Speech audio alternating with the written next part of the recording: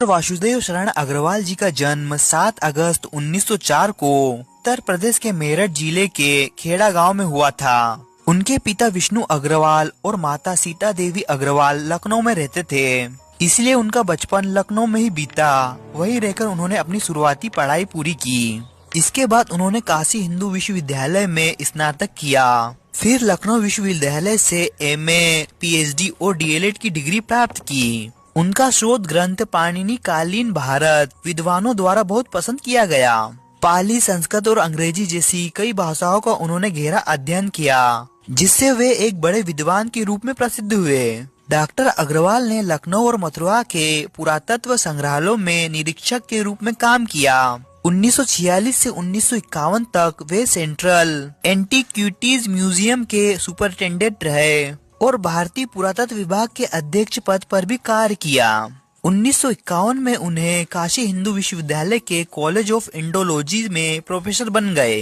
इस तरह प्राचीन भारतीय साहित्य और संस्कृति पर जीवन भर शोध करने वाले यह महान विद्वान 26 जुलाई 1966 को इस संसार से विदा हो गए।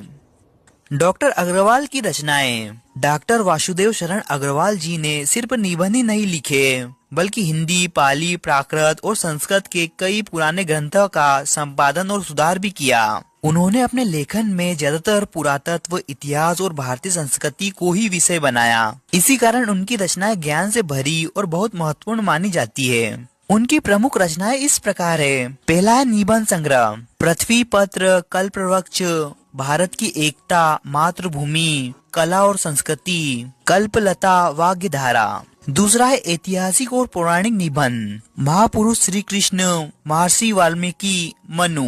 तीसरा शोध ग्रंथ, पाणिनि कालीन भारत। चौथा है समीक्षात्मक ग्रंथ, मलिक मोहम्मद जायसी की पद्मावत पर अध्ययन और कालिदास की मेघदूत की संजीवनी व्याख्या। और पांचवा है सांस्कृतिक ग्रंथ, भारत की मौलिक एकता, हर्षचरित, एक सांस्कृतिक अध्ययन और हिंदू सभ्यता।